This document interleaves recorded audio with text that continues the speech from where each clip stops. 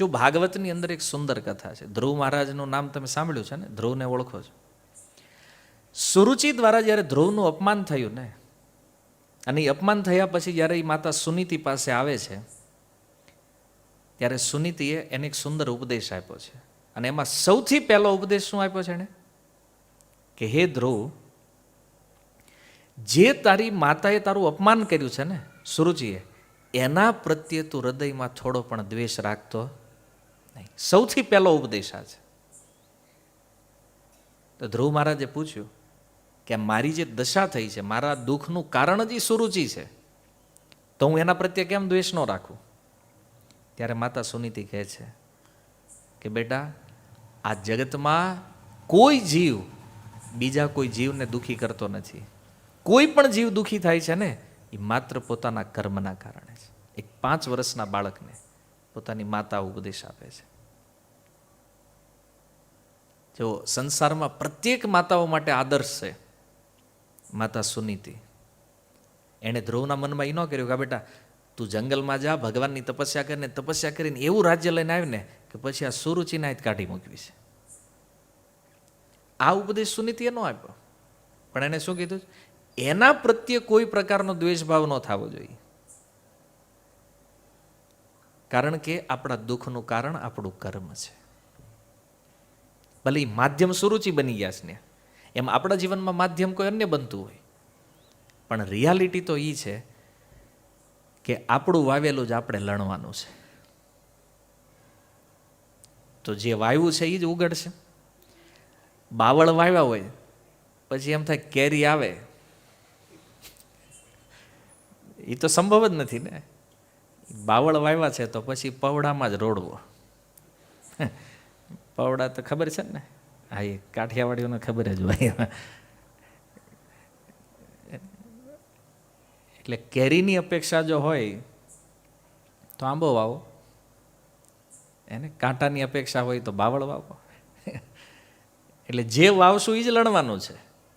એટલે કર્મ થયું છે ત્યારે જો વિચાર ન કર્યો તો પરિણામમાં રોવાથી કોઈ ફાયદો નથી. આપણને એમ હોય ઘઉં ઉગે અને વાવી દીધું હોય કંઈક બીજું, અને ઉગી જાય ને પછી રોવા માંડવી. કોઈ પૂછે કે ભાઈ રોવો જ કેમ? એ કે ઘઉં ઉગાડવાના હતા, આ કંઈક બીજું ઉગી ગયું છે. તો બુદ્ધિમાન માણસ તો એ કહે ને કે ભાઈ તે જે વાવ્યું હોય એ જ ઉગે ને, કે બીજું કાંઈ ઉગે છે? તો કોઈ વ્યક્તિ એમ કહેતા હોય કે નહીં અમારા જીવનમાં એટલું દુઃખ છે, એટલું ટેન્શન છે, એટલા પ્રોબ્લેમ છે, જાતું જ નથી કાંઈ. શું કામ? આ આપણે વાવ્યું છે. તો આજ લણવામાં કેમ દુઃખ લાગે છે ભાઈ? કર્મ જ્યારે પાપ કરતા હોય ને ત્યારે એ બહુ સારું લાગે. કોઈનું ધન લઈ લેતા હોય, કોઈની વસ્તુઓ લઈ લેતા હોય, કોઈના અધિકારો છીનવી લેતા હોય, એ જ્યારે લેવી ત્યારે સારું લાગે. પણ એનું પરિણામ વિચાર કર્યું છે કે આ ભોગવવાનું થાય ત્યારે પછી ગમે એટલા રોવો, ગમે એટલા આંસુ પાડો, પણ એમાં કાંઈ ફેરબદલ થાય? કારણ કે જે બીજ નાખ્યું છે ને એ જ છોડ બનવાનું છે ને એમાંથી જ ફળ લાગવાનું છે. એટલે કર્મના સિદ્ધાંતને જાણવું બહુ જરૂરી છે, નહીતર તકલીફ ઊભી થઈ જાય. અને આ સિદ્ધાંત સમજ્યા પછી કે દુઃખી કોઈ નહીં કરે, આપણું જ કર્મ આપણું દુઃખ છે, તો આ જગતમાં ક્યારેય આપણને દુઃખ લાગશે નહીં. કારણ કે જે કાંઈ સમસ્યા આવશે ને ત્યારે આપણે એ સમજશું કે નહીં, આ મારા જ કર્મનું પરિણામ છે. જેમ જયદેવ કવિએ ચોર ઉપર આક્ષેપ નથી કર્યો કે એણે મારી નાખ્યા ને એ ધન લઈ ગયા ને મારા હાથ કાપી નાખ્યા, મારું જ કર્મ જે હતું એ જ મેં ભોગ્યું છે. જયદેવ કવિએ સિદ્ધ કરી દીધું. તમે જો રામાયણની અંદર વનવાસમાં જ્યારે ભગવાન રામ ગયા અને નિષાદ રાજને ત્યાં રાત્રિ રોકાણ થયું પહેલી રાત્રિએ, તો એ સમયે નિષાદ કહે છે, લક્ષ્મણજીને કહે છે એને, કઈ કઈ નંદિની મંદમતી કઠિન કુટિલ પનુ કીન જેહી રઘુનંદન જાનકી સુખ અવસર દુઃખ દિન. નિષાદ કહે છે કે એ જે કઈ નંદની કઈકઈએ એને કેટલી કુટિલતા કરી છે. જો જે સમયે ભગવાન રામ અને માતા જાનકીને સુખનો સમય હતો એ સમય જેણે એને દુઃખ આપી દીધું છે. ત્યારે લક્ષ્મણજી કહે છે, બહુ સુંદર ઉત્તર આપે છે, કહે છે કાહુન કૌ સુખ દુઃખ કર દાતા નિજકૃત કર્મ ભોગ સબ ભ્રાતા. લક્ષ્મણ કહે છે નિષાદ સાંભળ, આ જગતમાં કોઈ કોઈને દુઃખી કરતું નથી. કાહુન કહું સુખ દુઃખ કરદાતા, કોઈ સુખ આપવા વાળું નથી અને કોઈ દુઃખ આપવા વાળું નથી. નિજકૃત કર્મ, નિજ જે પોતે કરેલા કર્મ છે ને, ભોગ સબ ભ્રાતા, ભાઈ એ જ ભોગવવું પડે છે. લક્ષ્મણજીનો ઉત્તર છે રામચરિતમાનસ. જો અને આવો વિચાર યદિ આપણી અંદર આવે કે કોઈ આપણને દુઃખી કરે છે, તો લક્ષ્મણજી કહે છે કે આ નીચ બુદ્ધિ છે. અને વાસ્તવમાં દોષ એનો નથી. સમજવું, દોષ આપણા પાપનો છે, આપણા કર્મનો છે. એટલે એ કર્મને ભોગવા વગર છૂટક્યો જ નથી. દુઃખ જીવનમાં આવે ને તો વિચાર કરવો જોઈએ કે હા, આપણું ખરાબ કર્મ કપાઈ રહ્યું છે. જે ગલત કર્મો પહેલાં થઈ ગયા છે આપણાથી, એ કપાઈ રહ્યા છે. અને જુઓ, બહુ ચિંતા કરવાની જરૂર નથી. જેવી રીતે અત્યારે આ રાત છે, બરાબર, તમારે અત્યારે ને અત્યારે દિવસની અર્જન્ટ જરૂર છે કે નહીં, અત્યારે જ દિવસ થવો જોઈએ. પછી તમે રોવા માંડો કે કોઈ પણ પ્રકારના ધમ પછાડા કરો, તમારે સવાર સુધી વાટ જોવી પડે કે ન જોવી પડે? રાહ જોવી પડે ને સવાર સુધી. એમ દુઃખ જ્યારે જીવનમાં આવે ને, એને સહન કર્યા સિવાય, એને ભોગવા સિવાય બીજો કોઈ રસ્તો જ નથી. અને જ્યાં સુધી દુઃખનું કર્મ પૂરું ન થાય ત્યાં સુધી ગમે એ કરી લ્યો, સુખ આવવાનું નથી. એ એના ટાઈમે જ પ્રગટ થાય. અને ગીતામાં ભગવાનની સિદ્ધાંત કહે છે કે આ સુખ અને દુઃખ છે ને, એ શિયાળા ઉનાળાની ઋતુના આવવા જવા સમાન છે. માની લો કે અત્યારે શિયાળો છે એટલે કન્ફર્મ છે કે આની પછી ઉનાળો આવવાનો હે ને. એમ આજે જીવનમાં દુઃખ છે તો એ નિશ્ચિત છે કે આની પછી સુખ આવશે, અને આજ સુખ છે તો એ કન્ફર્મ છે કે આની પછી દુઃખ આવશે. આ કર્મ સિદ્ધાંત છે. એટલે આમાં આપણે ગમે એ કાંઈક કરીએ ને, આમાં આપણું કાંઈ હાલે એમ જ નથી, તો ટ્રાય જ હું કામ કરવી. હવે માની લો કે તમે દિવસની આપણે જરૂર તો અર્જન્ટ છે અને તમે રોવા માંડો, તો સવારે તકલીફ કોને? કારણ કે રોઈ રોઈને આંખ્યું હોજી જાહે અને ગળું બોલતું બંધ થઈ જાય અને અંદર પેટમાં દુખાવો થઈ જાય ને, આ બધી તકલીફ થાય તોય રાતનો જે ટાઈમ છે એ તો પાર કરવો જ પડે ને. અને એમ કરતાં છાનમાના બેઠા બેઠા રાત પાર કરો તોય રાત પાર થઈ જાય, કારણ કે એ સવારે અંજવાળું થવાનું જ છે. સમજમાં આવ્યું? એમ દુઃખી જ્યારે થઈ જાય ને ત્યારે આખા ગામમાં રડવાની જરૂર નથી. અરે અમારે આમ થઈ ગયું ને, અમે આમ કરી નાખ્યું ને, અમારે આમ હતું પહેલાં ને હવે આમ થઈ ગયું. ગમે એટલું રોવો, ગમે એટલી ચર્ચા કરો, બીજાની પાસે સહાયતા માગો, અરે તમે અમારી હેલ્પ કરો, તમે અમારી હેલ્પ કરો. અને જો જ્યારે આપણું કર્મ અનુકૂળ ન હોય ને, ત્યારે હારા હારા માણસો આપણી નજીક હોય ને એ ના પાડે, ત્યારે આપણને એમ થાય, હારો કેવો મૂકતો તો હું આને અને કેવો નીકળ્યો. પણ આપણને ખબર નથી કે ભાઈ ટાઈમ આપણો નથી, અત્યારે સમય અનુકૂળ નથી. માણા એ સારો જ છે, તમારો ટાઈમ ફરી ગયો છે, એમાં કોઈ ઇસ્યુ નથી, એમાં કોઈ પ્રોબ્લેમ નથી. પણ આ સમજણના અભાવમાં આપણા ઓર શત્રુઓ વધારી દઈ. પછી હવે ધન્ય જવું જ નથી, કેમ આપણામાં ધ્યાન જ દેતો નથી. પણ આપણે કર્મ કરવામાં ધ્યાન દીધું હોત ને તો આજે એનું ધ્યાન આણ પર ન લેવું પડે. એટલા માટે એક બહુ સુંદર વાત શાસ્ત્ર કહે છે કે સંતોનો એ સ્વભાવ છે કે કોઈ બીજા એની બુરાઈ કરે, એનું ખરાબ કહે, તો પણ એ હંમેશા એની ભલાઈ જ કરશે. શિવજી માતા પાર્વતીને કહે છે, ઉમા સંત કઈ કહી બળાઈ, મંદ કરત જો કરઈ ભલાઈ.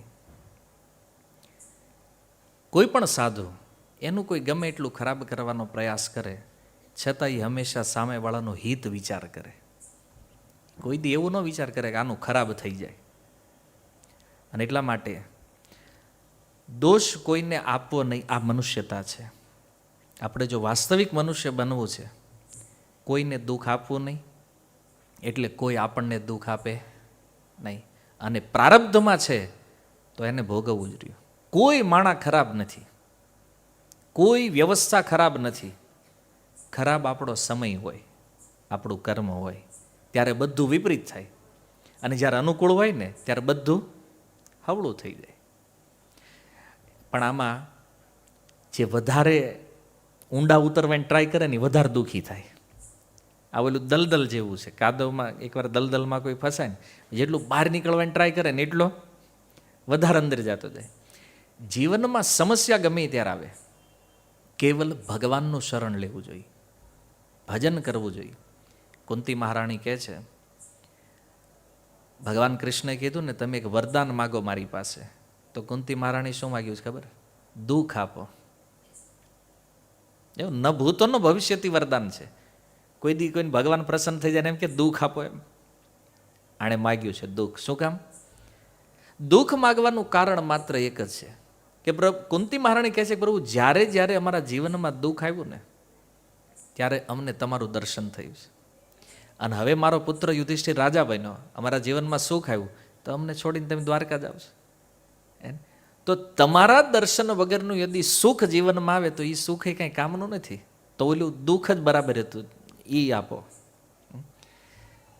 જો જીવનમાં જ્યારે જ્યારે વિપત્તિ વધે, તમને એમ લાગે સમસ્યાઓ બહુ છે, દુઃખ બહુ છે, ક્યાંય રસ્તો ઉચતો નથી, કેવલ ભગવાનના ભજનમાં લાગી જાઓ, ભગવાનને શરણાગત થઈ જાઓ કે પ્રભુ આ સમસ્યા મારા જીવનમાં આવી છે, આ હું તમને સોંપી દઉં છું, આમાંથી તમે બહાર કાઢો તોય ભલે જે રિઝલ્ટ લાવો એ અમને મંજૂર છે, પણ સમસ્યા આજથી તમારી, હું શાંતિથી સૂઈ જાઉં છું. ભગવાન ઉપર મૂકી જવો એકવાર, ભગવાન એનું રિઝલ્ટ હંમેશા પોઝિટિવ જ આપે છે. અને માની લો નેગેટિવ આવ્યું તે, તો એ સ્વીકારવા તૈયાર રહેવું જોઈએ. પછી એવું નહીં આપણે તો આટલું બધું ભજન કરવી, આટલી માળા કરવી, તો આપણે કેમ આમ થાય? હવે નરસિંહ મહેતા જ મોટા ભગત છે કોઈ ગુજરાતમાં, એનો છોકરો જ મરી ગયો, લ્યો, એવી કમ્પ્લેન કરે ભગવાનને કે ભગવાન આખા ગામના મૂકીને આપણે ત્યાંથી જ. વિચારણીય છે કે નહીં? સૌથી મોટા ભક્ત છે. તો જો ભક્તિની એક અવસ્થા અલગ છે, ભગવાનની શરણાગતિ એક અલગ વિષય છે. એટલે શરણાગતિ ભગવાનમાં હોય ને તો રિઝલ્ટ કોઈ પણ સ્વીકાર કરવા તૈયાર રહેવું પડે. પુત્ર મર્યો, પત્ની મરી, છતાં નરસિંહ મહેતાએ કમ્પ્લેન ન કરી ભગવાનને કે પ્રભુ આટલું ભજન કર્યું તો મારો જ પરિવાર ઉપાડી લીધો. શું કહે છે મહેતા નરસિંહ? ભલું થયું ભાંગી જંજાળ, હેતે ભજશું શ્રી ગોપાળ. ભગવાનમાંથી વિશ્વાસ 1% ઓછો નથી. જો મહાભારત, એને જે પાંડવો માટે ભગવાને એટલા ષડયંત્રો કરીને મહાભારત યુદ્ધ જીતાવી દીધું, એને એ જ દ્રૌપદીના 5 પુત્રોની હત્યા થઈ ગઈ. યુદ્ધ પૂરું થયું તરત. છતાં દ્રૌપદી એ પ્રશ્ન નથી કર્યો, પ્રભુ આમ કેમ? અમે આખું જીવન તમને સમર્પિત રહ્યા, તમારી સેવા કરી, અને તો અમારા જ પુત્રો. કોઈ પ્રશ્ન નથી. જવો, આ શાસ્ત્ર કથાઓ છે. કથા મતલબ કોઈ વાર્તા નથી, કોઈ સ્ટોરી નથી. આ સિદ્ધાંત છે કે ભગવાનને શરણાગત થાવી, ભજન કરવી, તો જીવન કેવું હોવું જોઈએ. આપણે તો અહીં થોડી ઘણી માળા કરતા થયા હોય ને ત્યાં કમ્પ્લેન ચાલુ થઈ જાય કે યાર માળા ફેરવવાનું ચાલુ કર્યું ને ત્યારથી જ ધંધો ડાઉન થઈ ગયો છે. ભાઈ તારો નથી થયો, આખું માર્કેટ ડાઉન છે ભાઈ. પણ ફોકસ ન્યા જાય કે તો આપણે ભજન કરવા માંડ્યા. એટલે જો ભજનથી આજ સુધી કોઈ જીવનું ક્યારેય અહિત થયું નથી, અને કોઈ દી થાય નહીં. એટલા માટે જે મનુષ્ય જીવન આપણને પ્રાપ્ત થયું છે, આનું લક્ષ્ય છે ભજન. કારણ કે મૃત્યુ નિશ્ચિત છે, આજ નહીં તો કાલે. કોરોનામાં નથી ગયા તેનો મતલબ એવો નહીં કાયમ રહેવાના, આપણે જવાનું તો છે જ. તો જે સમય જીવનમાં છે આપણી પાસે, એમાં ભજન કરવાનો પ્રયાસ કરવો જોઈએ. અને કળિયુગની અંદર શ્રીમદ ભાગવતમ એવું કહે છે કે ભજન એટલે કેવલ ભગવાનનું નામ સંકીર્તન છે. શ્રીમદ ભાગવતમાં અનેકો સ્થાન ઉપર નામની મહિમા વર્ણિત છે. એવું છે, નામ સંકીર્તનમ યસ્ય સર્વ પાપ પ્રણાશનમ. કોઈ વ્યક્તિ ભગવાનનું નામ સંકીર્તન કરે કળિયુગમાં, બધા પાપોથી મુક્ત થઈ ભગવાનના ધામને પ્રાપ્ત કરી શકે છે. આનથી શોર્ટકટ મુક્ત થવાનો બીજો કોઈ નથી. અને જો તમે જાણકાર હોવ, ભાગવદ્ ગીતા વાંચો, શ્રીમદ ભાગવતમ, રામાયણ, પુરાણ, ઉપનિષદો અને વેદ, આ બધું અધ્યયન કરી લ્યો ને છતાં છેલ્લો જે સાર નીકળે એ છે હરિનામ સંકીર્તન. ભગવાનનું નામ કીર્તન છે. કોઈ જીવિત વ્યક્તિ હોય એનું કલ્યાણ પણ હરિનામથી થાય છે, અને કોઈ શરીર છોડી ચૂક્યું જેનું મૃત્યુ થયું છે એવા જીવાત્માઓનું કલ્યાણ પણ કેવલ ભગવાનના નામથી થાય છે. અને એટલા માટે જે ભગવાનના નામને પોતાના જીવનમાં સ્વીકારે છે આ સૌથી બુદ્ધિશાળી માણસ છે કળિયુગમાં. આવું ભાગવત કહે છે. નામ યજ્ઞે સંકીર્તન પ્રાય યજંતી સુમેધસ. સુમેધા સુંદર બુદ્ધિવાળો મનુષ્ય કોણ છે? જેણે કળિયુગમાં નામ સંકીર્તનનો આશ્રય લીધો છે. ભાગવત કહે છે, એકાદશ સ્કંદ નવયોગેન્દ્ર સંવાદમાં. તમે જો મહેતા, નરસિંહ, મીરા, આ તો બધા 500 વર્ષની અંદરના ભક્તો છે ને, તો આ લોકોએ ભગવાનની પ્રાપ્તિ કરી. એ તો માનો છો ને તમે આ લોકોને ભગવાન મળ્યા છે. શું કર્યું છે એમણે? ભગવાનના નામ સિવાય બીજું કાંઈ કર્યું છે? નથી. તો કળિયુગમાં આ સરળ ઉપાય છે. જો ભક્તિ કરવા માટે કાંઈ ધંધો છોડી દેવો, ઘર પરિવાર છોડી દેવો, જંગલમાં વયું જવું, આવી બધી કોઈ સ્થિતિ નથી ભક્તિની. ભક્તિ બહુ સરળ છે. પરિવાર સાથે રહ્યો, વ્યવહાર કરો, પરિવારના પાલન માટે બિઝનેસ કરો, જીવનમાંથી થોડોક સમય કાઢી સત્સંગ કરો અને ભગવાનનું નામ જપો. બસ આ 2 વસ્તુ આવી ગઈ એટલે તમે ભક્ત છો. ત્રીજું કાંઈ કરવાની જરૂર નથી. કેટલું સિમ્પલ છે. જે ટાઈમ આપણે મોબાઈલ, ટીવીને, સોસાયટીના ગેટને આપીએ છીએ, બસ એ ટાઈમ ખાલી ભગવાનને આપીએ, તોય આપણું કલ્યાણ થઈ જાય. એટલામાં તે બહુ જાજુ ત્યાગ કરવાની જરૂર નથી, ને જાજુ ત્યાગ આપણી થાય એમાંય નથી. એટલે કળિયુગમાં સરળ વિધિ છે હરિનામ સંકીર્તન. ભગવાનનું નામ જપો અને મુક્ત થઈ જાઓ. હરે કૃષ્ણ. શીલ પ્રભુપાદ કી નિતાય ગૌર પ્રેમાનંદે.